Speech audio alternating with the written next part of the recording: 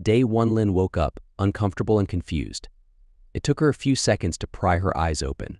She found solace in the familiar sight of her bedroom ceiling. The nightmare that had disturbed her sleep lingered in her mind. She had felt like she couldn't breathe, which had always been a particular fear of hers. When she finally managed to open her eyes fully, she noticed John sleeping beside her. His body was partially on top of hers, but not enough to suffocate her. She pushed him to the side, and he immediately started snoring. She tried to remember what had woken her up from her deep slumber. It wasn't just the nightmare. Still feeling a bit groggy, her mind wandered back. On the pretext of finalizing the contract they had been working on together for months, John and Lynn had left the office before lunch and went to her place for a lunch break. Maybe it wasn't the best idea to share a bottle of sparkling juice before the important signing later that evening, but she wanted it to be special, and it went well with the food she had prepared. Why not celebrate the biggest contract their company had ever landed in style? Being chosen for this project meant that Lynn was on the fast track to becoming a company favorite. She also wanted to celebrate a change in her personal life, a change she was looking forward to.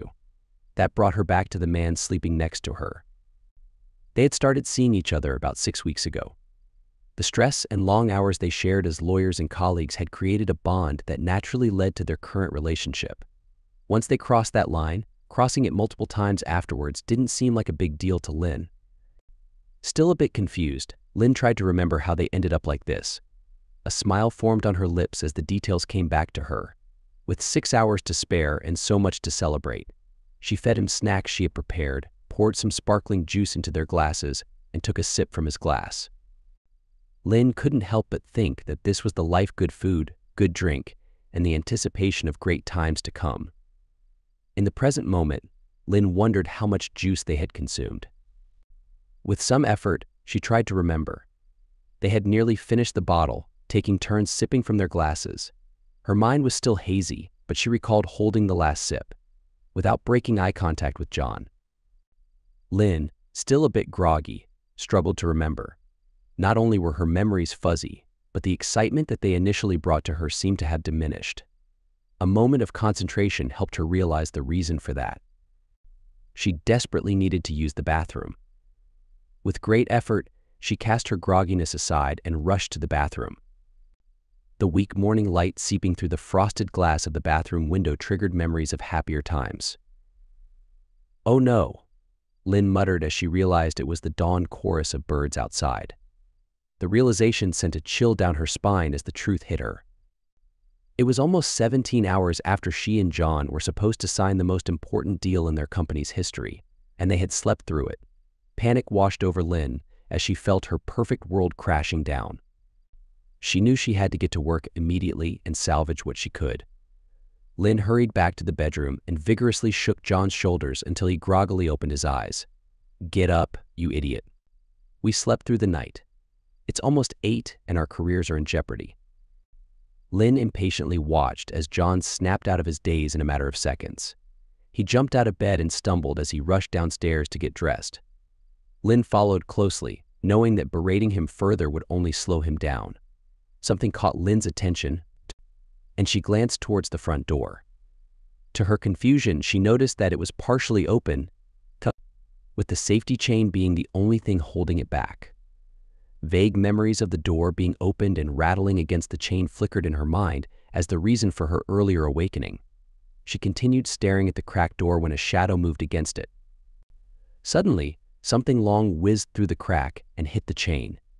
The screws flew from the bracket, the latch swung and shattered the glass above, causing the door to fully swing open. Anger personified stood before Lynn and John.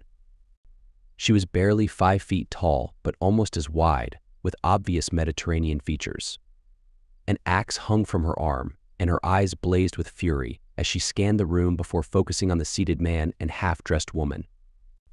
Lynn heard a gasp from behind her, realizing it came from John. "You deceitful little jerk.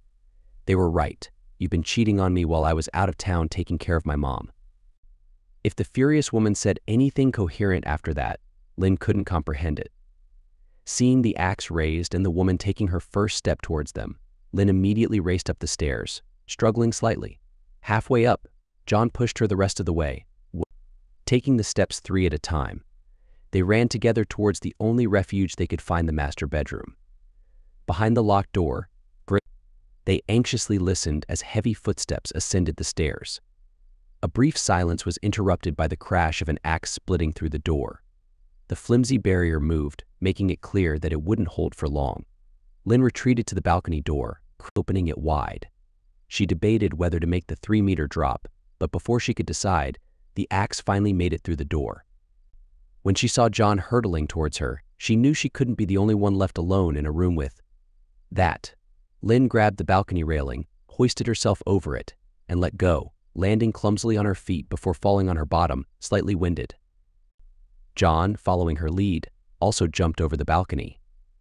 Unfortunately, he landed awkwardly and twisted his ankle, emitting a painful yelp. Lynn's desire to escape propelled her forward, and she immediately sprinted away. Her instincts led her to the carport. As she entered the area, she noticed a strange car blocking hers. She grabbed her purse from her own car and headed towards the exit, only for John to painfully catch up. "Where's my car? We don't have time for that." Lynn hurried to the unfamiliar car, glancing around for any signs of pursuit. Her eyes fell on the keys hanging from the ignition. That was good news. The not-so-good news was the manual gear shift. Lynn had never bothered to learn how to use it. She quickly weighed her options, but the sound of an angry presence approaching signaled that she had no choice. "You drive, John." "I can't, Lynn. My ankle is injured." "You'll have to." Internal debate was useless. Lynn jumped in the driver's seat, and John hobbled around to the passenger side. She started the engine just fine, then asked what to do next. John looked at her, terrified and confused, until realization dawned. He told her to press the pedal on the left, then forcefully shifted it into reverse himself. Somehow the car avoided stalling as Lynn released the clutch and hit the accelerator. As they shot backwards out of the driveway, a swinging axe put a large dent in the windshield, right in front of John. Lynn backed up the street until the armed woman chasing them gave up. With the luxury of time, John coached Lynn through turning around. This included Lynn stalling twice. Lynn thought their first priority was to get to their work as quickly as possible to salvage the contract that had been put in jeopardy by their sleep-in. She was annoyed that, after the adrenaline of the past 5 minutes had started to fade, all John could do was complain about his sore ankle, then slump into semi-consciousness, waking up only when Lynn forced him to answer questions. "I take it that was your wife?" "Yes." "How did she get the front door of my house open?" "It was deadlocked and everything. Thank goodness the safety chain was on, or she would have caught us red-handed." That didn't require a response, so didn't get one. Just before they got to their destination, the engine alternately whining with over revs, or shuddering due to being in too high a gear, John woke up. "Lynn, where was my car?" "I did drive it to your place yesterday, didn't I?" Lynn didn't respond. She was still a little disoriented by the loss of a big chunk of time. Then being awakened this morning at a time she didn't expect and in a very stressful manner, well, that threw her. She was only half listening to John's next words. "Can we stop for a coffee or something? How much did we drink yesterday?" She was distracted from those thoughts, firstly by John's snore and then their arrival at their place of business. Outside the door, Lynn looked at John's disheveled state, then became aware of her own. She could only imagine how she looked. "Let's go into the bathrooms and freshen up a bit. Meet me in my office, then we'll go and see Mr. Biggs." Neither took any notice of the receptionist picking up the phone as they headed for the stairs. They were each heading for the bathroom on their floor when they heard their names called. Mr. Biggs, the managing partner, was standing outside his office door. They couldn't ignore his crooked finger gesturing them both to enter his office. Preceding them in, he closed the door firmly, then walked behind his desk, glaring at them the whole time. Lynn saw herself reflected in John's unkempt hair, rumpled clothes, and exhausted looks. Finally, Mr. Biggs broke the silence. "Care to give me some explanation on why I spent all last night and this morning trying to salvage a contract after you stood up our client? Why I couldn't get either of you idiots on the phone when they rang me at 6 last night?" Lynn ran various responses quickly through her mind. This was not good. It could put her career back a couple of years. This allowed a still groggy John to answer the uncomfortable questions. "Sorry, boss, we overslept." This response, coupled with their appearance, including Lynn's smeared makeup and improperly buttoned clothes, told Mr. Biggs all he needed to know. In all his career, he'd never seen two such talented rising stars commit professional suicide quite so effectively. He paused as a plan formed in his mind. Maybe he could salvage the contract, but only if he offered the clients a couple of scapegoats. You two are suspended pending an investigation into your behavior. I suggest if you clean out your desks now, it may save you time later and save me the need to lay eyes on your foolish faces ever again. Lynn and John both bowed their heads in shame. John turned for the door first, followed by Lynn. Mr. Biggs' next words were so soft, she almost missed them. This will devastate your husband, Lynn. Whenever we play golf together, it's always Lynn did this, or Lynn said that. I don't know how I'll be able to face him after this. That almost made Lynn stumble as she began the walk of shame to her office. Just outside the door, they were intercepted by the assets manager. John, where were you last night? Where's your company car? John shook his head. This is serious. Did you drive your car last night? I don't think so. I went to sleep yesterday afternoon and didn't wake up until this morning. My car was missing. Did you report it stolen to the police? John just shook his head again. Well, if I were you, I'd call the police straight away. They rang this morning to see who was assigned that car. Apparently, whoever stole it from your place used it to crash into the local biker hangout. 2 of their guys were injured when it came through the wall of their clubhouse. You might want to think of a more convincing alibi before you call them.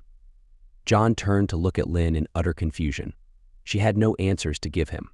Lynn strode and John hobbled to their respective offices. As they left with their personal items in file boxes, they had to endure the indignity of the admin manager, looking through the boxes to ensure no company equipment or data was being removed. Their colleagues stood silent witness as they were escorted to the door. They put the boxes in the back of John's wife's car. Lynn pushed John away when he came in for a comforting hug. All that had happened in the last hour was because he didn't wake them up yesterday afternoon. Still stunned, they both sat in the front seat collecting their thoughts, John in the driver's seat. Lynn looked at herself for the first time that day, then at John and saw them as their boss had. How incredibly foolish had they been? John proved he was finally back to reality when he spoke next. Job and marriage ruined in one day. Wow. Lynn was about to reprimand him for his silly and unhelpful comment, when a screech of tires drew their attention to the parking lot entrance. John gasped at what he saw. Oh no. Carlos. He quickly started the car and gasped as his injured ankle depressed the clutch pedal. They took off, heading out the entrance. They passed John's wife in the passenger seat of the unfamiliar car.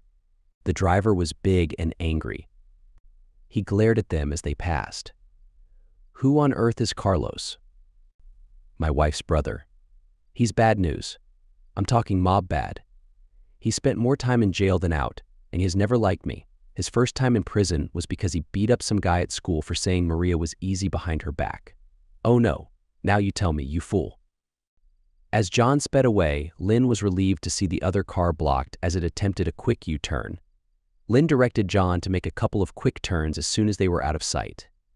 5 minutes later, there was no sign of pursuit, and they were on one of the freeways through the city. They discussed where to go but could come to no agreement. Obviously, John's house was out of the question, and now they knew that Maria was aware of where Lynn lived, so her place was also off limits. They were no closer to deciding a destination when John reached to the dashboard and turned on a device. He explained that it was his wife's habit of listening on the police radio channel. It's legal unless a person uses the information so gained in any way. The airwaves were busy giving the license plate number and description of the car they were in. It had been reported stolen and was linked to the crash from the previous night. Lynn and John had no time to process this before they saw flashing lights off to the side and heard the sirens wailing. Lynn turned to see a motorcycle policeman alongside them, with the rider gesturing for them to pull over. She told John to obey. The police motorcycle pulled in right in front of them. The cyclist got off and calmly removed his helmet before walking towards them, looking at the broken windscreen. The pair sat silently as the policeman leaned in John's window. To their surprise, he asked if they knew it was against the law to drive with the screen in that condition. With relief, they realized he hadn't heard the recent news reports. John gave his name and address because he couldn't produce a license. They held their breath as the police officer returned to his bike, retrieved an iPad-type device, and began typing. Just as he looked back at them with concern, their attention was drawn to the sound of loud, decelerating Harleys. They were going the opposite way, about 10 of them. The last few of them had their heads turned towards Lynn and John. The rest were slowing down, looking for a gap in the railing to cross the median strip. John reacted instinctively. He started the car, shifted gears, and took off. His plan, if he even had one, was to pass the motorcycle policeman on the inside and accelerate along the shoulder until he had the speed to merge into the traffic. He was so focused on looking in the side mirror that he missed the policeman's sudden movement. Hearing the car start behind him, the policeman stepped away from the bike and the road. Lynn's yell came too late to prevent him from hitting the guy with the outside wing. Stopping wasn't an option, so John continued to accelerate. In her mirror, Lynn watched in horror as the policeman tried to roll onto his feet. An impossible task with his legs sticking out at such an unnatural angle. Lynn released her frustrations at her driver. John, trying to ignore her, just merged into the flow of cars, then weaved in and out of the traffic at well above the speed limit. With no sign of pursuit, John took the second next exit and headed away from the freeway on increasingly minor roads. They both winced whenever they saw a motorcycle.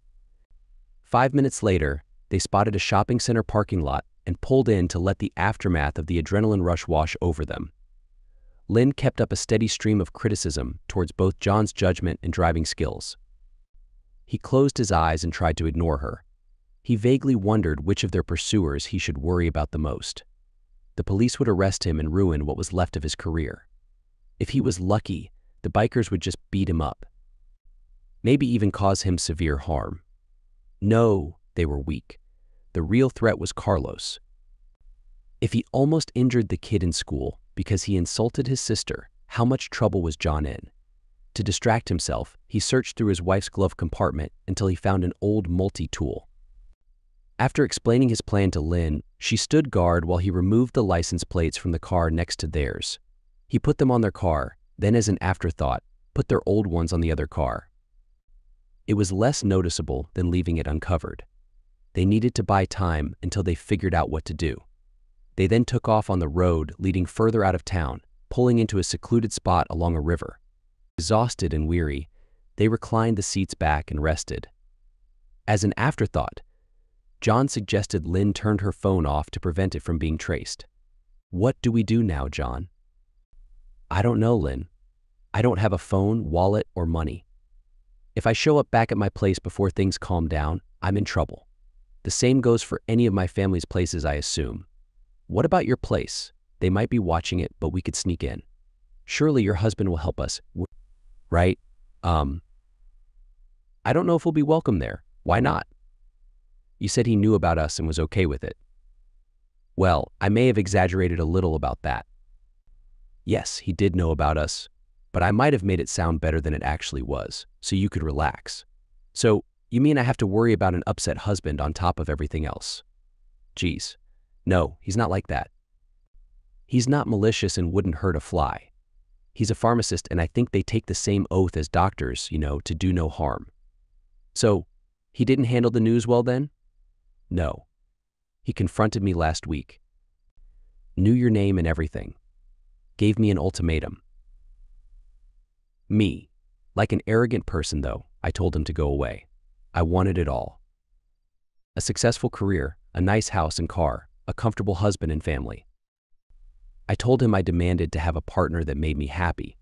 If he couldn't accept that, I would get a lawyer to divorce him and he'd end up with nothing. I was bluffing, but he didn't know that. He loves our children more than anything. I half expected him to call my bluff, but he just left. I haven't seen him since. The next day, I dropped the kids off at my parents' and met you at that motel. Last Monday, remember? Despite everything they had experienced that day, John was horrified to be sharing a car and a nightmare with the person Lynn revealed herself to be. It took him minutes to regain his ability to speak, so you gave him a choice: accept you cheating on him or lose everything. Why not? The law says I can get away with it, so why wouldn't I? Why are you so shocked? Weren't you also cheating on your wife?" "Yes, I was, but I didn't insist on destroying her to do it." "Sorry for the inappropriate joke." Lynn shrugged. John saw Lynn in a completely different way. With his blinders off, he realized that the smile he had found sensual until now had a harsh edge to it. He couldn't fathom such cruelty as the one she nonchalantly described, as if she had no guilt. For her part, Lynn wondered where she could find a drink. She still had that awful metallic taste in her mouth. She joined John in dozing off until hunger woke her in the late afternoon. She woke up before him and turned her phone on to quickly text her mother to take care of the kids indefinitely. She didn't know what lies were being told to her parents. When John woke up, they discussed the strange occurrences of the previous days, trying to avoid the difficult question of what the heck do we do next. Not showing up for a business contract signing after being caught together had surely cost them their jobs, but what made them sleep for a solid 17 hours? And how did John's wife not only know where to find him but also have a way to enter the front door? They knew that if it weren't for the door chain, they would have both been seriously harmed. They had seen the look in Maria's eyes. They were stuck on this point when Lynn caught a glimpse of Carlos's car slowly cruising down the road, visible through the trees. It kept going, however, and as soon as it disappeared around a corner, they went in the opposite direction. John was angered when he found out that Lynn had turned her phone on earlier.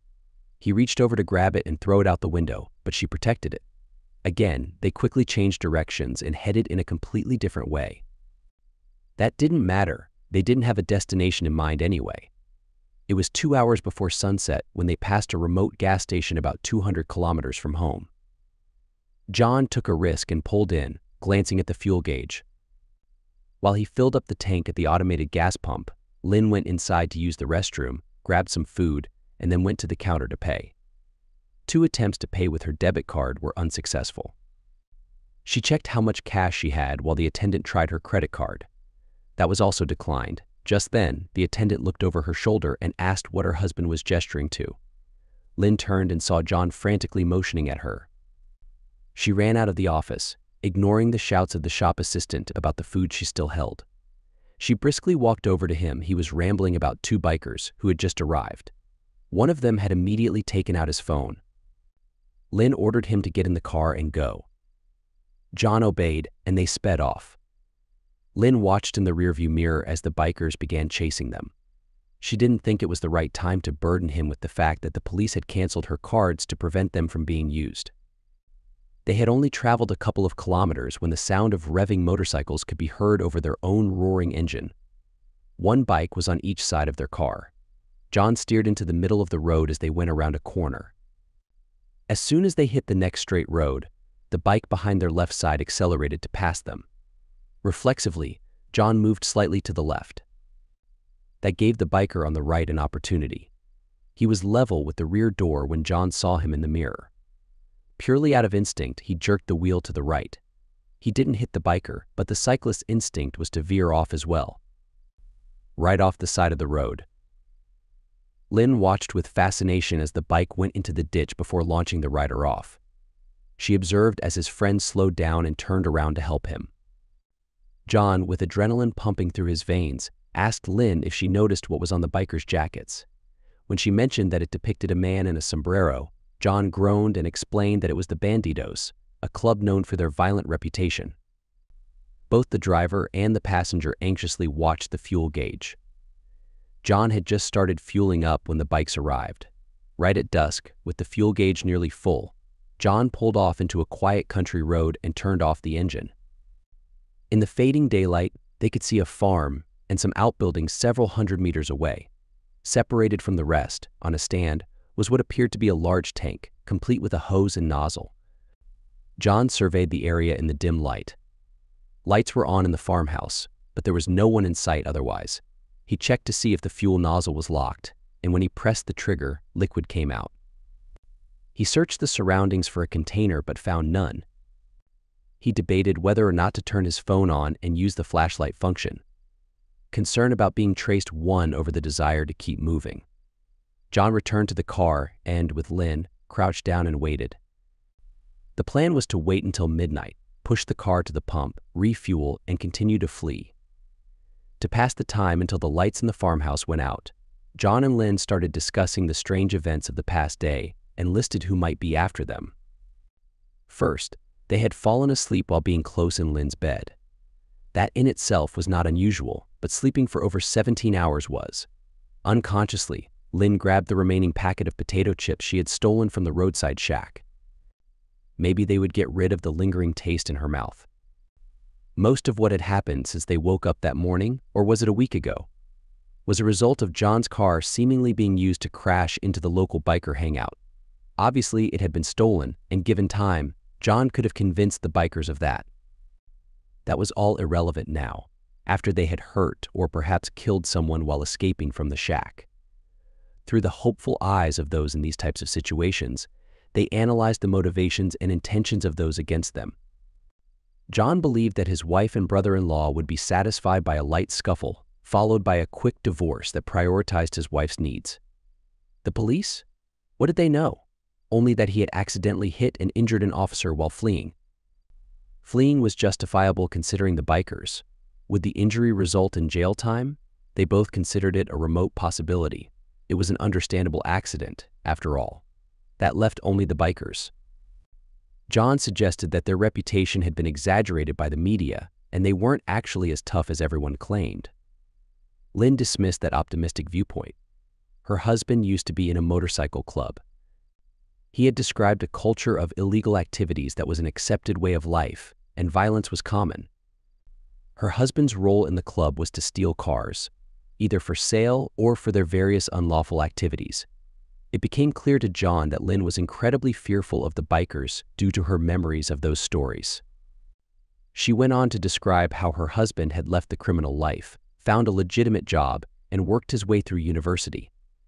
It was evident that Lynn was very proud of her pharmacist husband. The car fell silent, and they waited until the lights in the farmhouse went out. Together, John and Lynn struggled to push the car to the gas station. Nervously and out of breath, John opened the fuel cap on the car and started filling it up. The gasoline poured nicely into the tank until it overflowed. Hesitantly returning to the driver's side, he got in, started the engine, and swiftly accelerated so that the farmer wouldn't spot them and give a description to the police. Just as they reached the farm gate, about 50 meters away, the car hesitated. 20 meters later, all the lights on the dashboard lit up as the engine died. Looking out the back window, Lynn urged John to restart it. Despite continuous attempts, it refused to start. A terrifying thought struck Lynn. Is this car gasoline or diesel? Gasoline? It needs premium gasoline, I believe. And what was in that pump? Doesn't most farm equipment run on diesel? How would I know? I'm from the city. They began yelling at each other and continued until the farmer yanked open John's door and dragged him out. Pressing him against the car, he angrily demanded to know what was happening. Lynn took advantage of the situation and jumped out. The car was blocking the gateway, so she had to go around the back and along the driver's side. As she passed the struggling pair, she noticed a short piece of a tree branch, about 3 inches thick and 3 feet long. The thought of being on the run alone was terrifying enough.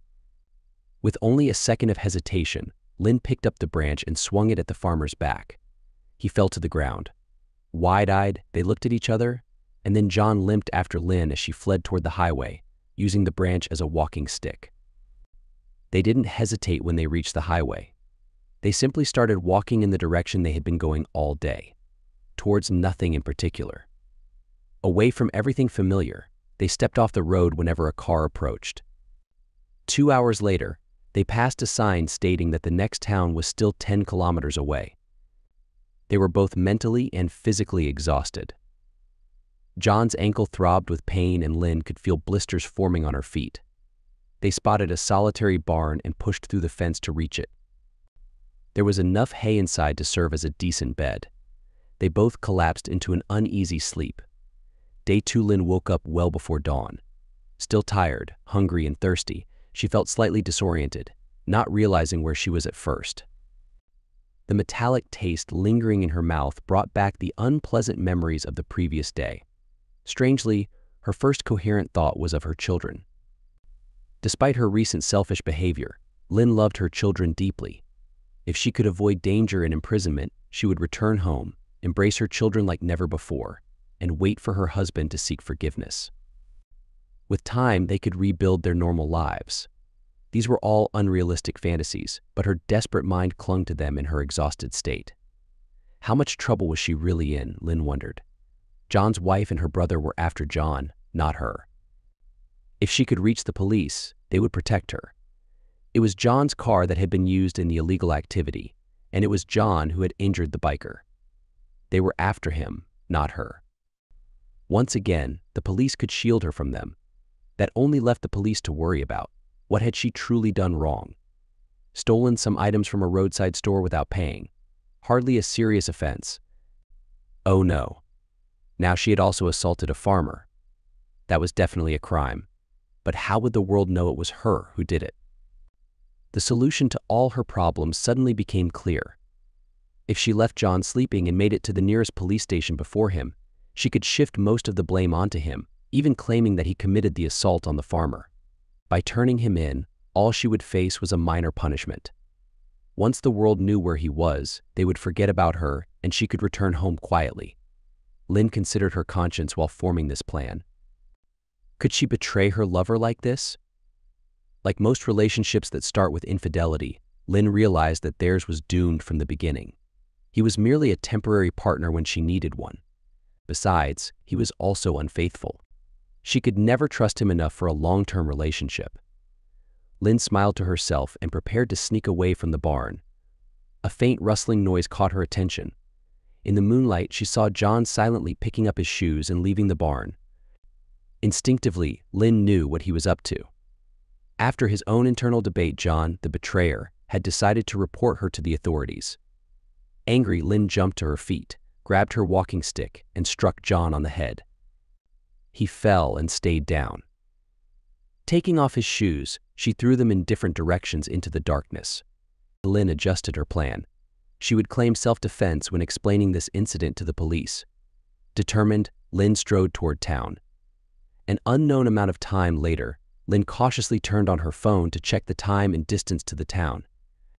As she did so, it began to operate and change screens on its own. In a panic, she realized that someone was remotely controlling it. Only one person could do that, the person whose phone it was paired with. Why would her husband be trying to find her? No, she thought the police must have insisted that he hand over his phone. Lynn quickly removed the battery and continued toward town, keeping her ears alert for the sound of approaching vehicles in the pre-dawn darkness. As she walked, she strategized. She would accept the consequences for her wrongdoings, then demand that her husband come back home. If he refused, she would use her secret savings, which she had been silently putting away from her own salary in a separate bank account, to file for a divorce.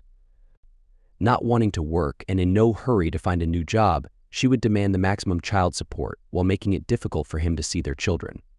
After he had groveled enough, she might consider taking him back. However, if he objected to her finding a new partner, he would know exactly what awaited him. Even her boiling rage couldn't mask the pain in her feet from the improper footwear after she had walked about a third of the way to town. Her blisters had blisters. But she trudged onward. She managed to stumble into town. The police station was midway along the main street, but a sign on the door indicated that it wouldn't be staffed until 9 a.m. She estimated it was around 7, so she sat on the steps and waited. She had no idea how much time passed, but she gradually became aware of a growing rumble. It dawned on her, even in her exhausted state, that it was the sound of motorcycles. Many, many motorcycles. Jumping to her feet, she ran around the side of the police station and hid in some bushes. Peering out, she saw pairs of bikers stopping every 50 meters along the main street, dismounting and scanning the area. The door of the police station opened, and a uniformed officer with stripes on his sleeves stepped out onto the curb and surveyed the street. Lynn sprang up and darted into the open door. Surprisingly, the police officer followed her inside. The sergeant was very interested to hear who she was. When she told them where John had been when she last saw him, he quickly took action and gave orders to his unit on patrol. He then made some other calls before interviewing Lynn properly. She was very helpful, and soon he had a witness statement attesting to 2 assaults by motor vehicle and an assault on the farmer. Partway through, a groggy John was brought in. The sergeant took one look at him and called an ambulance. When it arrived and John was placed on a stretcher and loaded, the bikers closed in but were kept at bay by the police escort. As the ambulance and escort drove off, Lynn, peering around the doorframe, saw John's brother-in-law sprinting for his car and a ton of bikers racing for their rides. Things quietened down again, and Lynn finished her statement. She denied knowing anything about how John was injured. With only shoplifting to her name, Lynn was formally charged and told she could go. With her part in the serious injury of an officer, the police weren't at all helpful about letting her use a phone, and her mobile having gone flat, she decided to walk to the nearest payphone to make a call.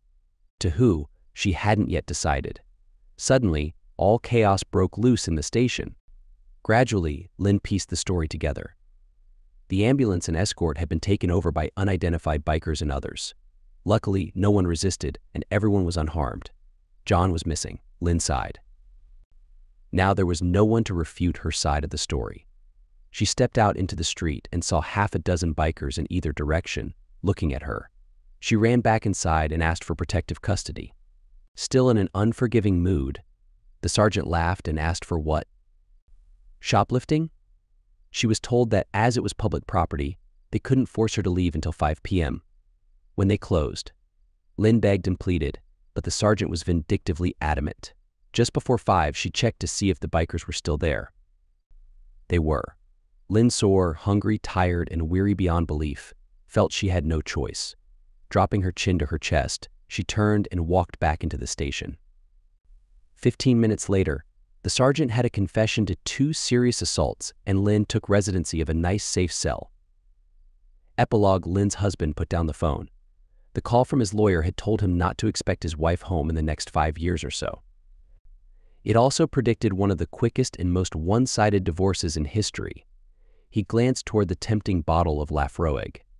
He'd been drinking too much in the last month or so, ever since his and Lynn's wedding anniversary. He'd been at work and needed the date for a form. Glancing at the calendar, his heart sank as he realized it was their anniversary. Like the last time he forgot it, he predicted he was going to get in trouble when he got home. He was just in the middle of arranging to leave early to buy a gift when Lynn rang. She had to work late that night. She'd obviously forgotten their anniversary as well, which was very out of character for her. Something must really be distracting her. He did leave early and did buy her a nice necklace, then was home in time to meet the kids from school and make them a healthy dinner. Lynn came home after 9 and he looked at her without much emotion for once. She avoided coming over for the customary hug or even making eye contact. With blinkers off, he could see she was freshly showered. The hair on the nape of her neck was still damp. There was no mention of the missed anniversary. He was lucky that she was so busy hiding her own behavior that she totally failed to spot his unusual one. The rest was easy. He waited for her to work late again, followed her from her office to a restaurant, then motel, noted her lover's license plate, then did his research. He had no plan when he confronted her. For the sake of the children, he may have forgiven her if she'd been suitably remorseful and convinced him it would never happen again. Her actual reaction shocked, appalled, but most importantly, offended him. He left to calm down, to avoid physically hurting her. Cheap, commercially available, telephone and email bugs provided the data necessary to fulfill the rest of his plan. The whiskey bottle beckoned to him still. Why not? The kids were in bed, it would be harmless. That made him sad.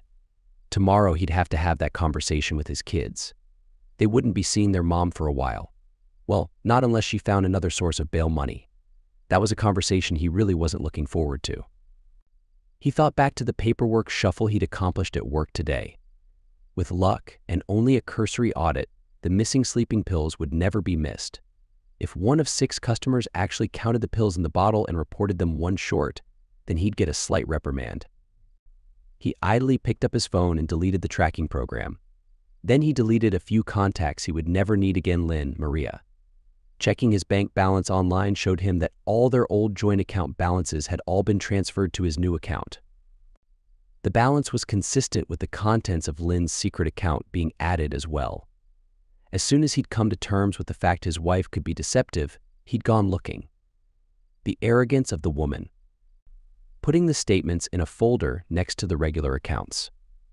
relying on the fact that he took little interest in the family finances, them being her domain throughout their marriage. Her password had been predictable. He shook his head. How long had she known him? Did she really believe he'd contemplate, for even a second, leading the life of a fool? To give up the pride he knew was the cornerstone of his belief system? She knew he would do anything for his kids. How much easier it would be to fight for them. He rubbed his sore knee. Bloody, cheap Japanese cars. The dashboard shouldn't collapse after the car hit a small brick wall. He poured himself a generous drink. For medicinal purposes only, you understand. Pulling out his checklist, he double-checked everything was completed, then lit it with the fire lighter and threw it into the fireplace. As he watched it burn, he scoured his brain for anything he'd missed, but once again could not find a base uncovered. He took another sip, and for the first time in weeks, fully relaxed. That'll do, Dave. That'll do.